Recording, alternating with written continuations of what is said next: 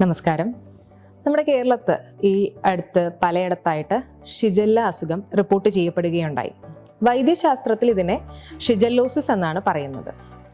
അപ്പോൾ എന്താണ് ഈ അസുഖമെന്നും എങ്ങനെയാണിത് വരുന്നതെന്നും എന്തൊക്കെയാണ് രോഗലക്ഷണങ്ങളെന്നും എങ്ങനെ പ്രതിരോധിക്കണമെന്നും പൊതുജനം അറിഞ്ഞിരിക്കേണ്ടത് ആവശ്യമാണ്. ഷിജല്ല എന്ന് പറയുന്ന ബാക്ടീരിയ അണുവാണ് ഇതുണ്ടാക്കുന്നത്.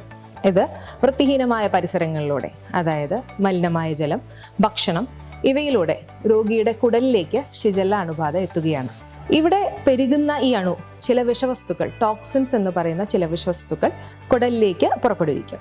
ഇത് പല രോഗലക്ഷണങ്ങൾക്കും, ഈ രോഗത്തിന്റെ ലക്ഷണങ്ങൾക്ക് കാരണമാകുന്നു.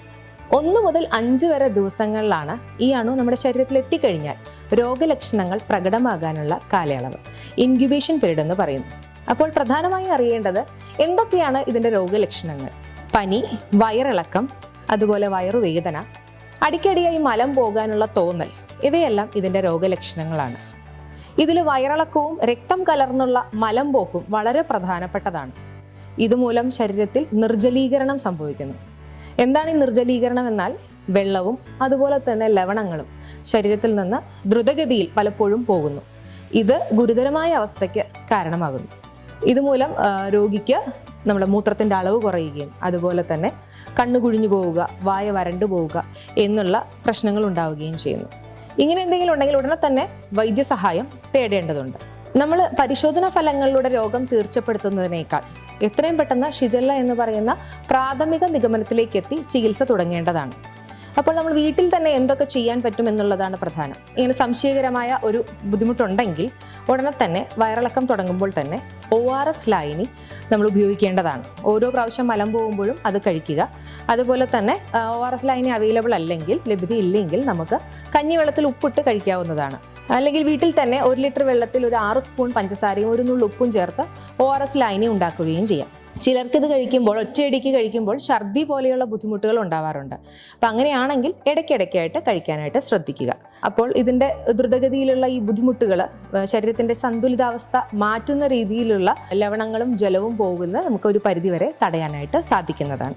ആൻറ്റിബയോട്ടിക്കുകൾ മരുന്നുകൾ ഒരു കാരണവശാലും തന്നെ ഉപയോഗിക്കാൻ പാടുള്ളതല്ല. ഡോക്ടറുടെ നിർദ്ദേശപ്രകാരം മാത്രമേ പാടുള്ളൂ. അതുപോലെ നമ്മുടെ നാട്ടിൽ സർവ്വസാധാരണമായി കാണുന്ന വേറൊരു കാര്യമാണ് വയറിളക്കം തുടങ്ങിയാൽ തന്നെ വയറിളക്കം നിർത്താനുള്ള മരുന്നുകൾ തൊട്ടടുത്തുള്ള മരുന്ന് ഷോപ്പുകളിൽ പോയി വാങ്ങിച്ചു കഴിക്കുക എന്നുള്ളത്. ഒരു കാരണവശാലും ഷിജല്ല എന്ന അസുഖത്തിൽ ഇത് ചെയ്യരുത്.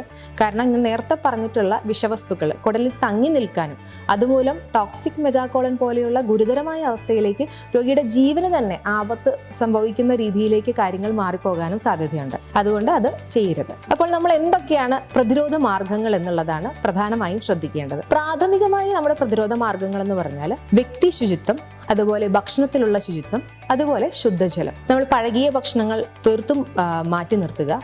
കഴിവതും നല്ലോണം വേവിച്ച് ഉടനെ തന്നെ പാകം ചെയ്ത ഭക്ഷണം ചൂടോടുകൂടി കഴിക്കാൻ ശ്രമിക്കുക.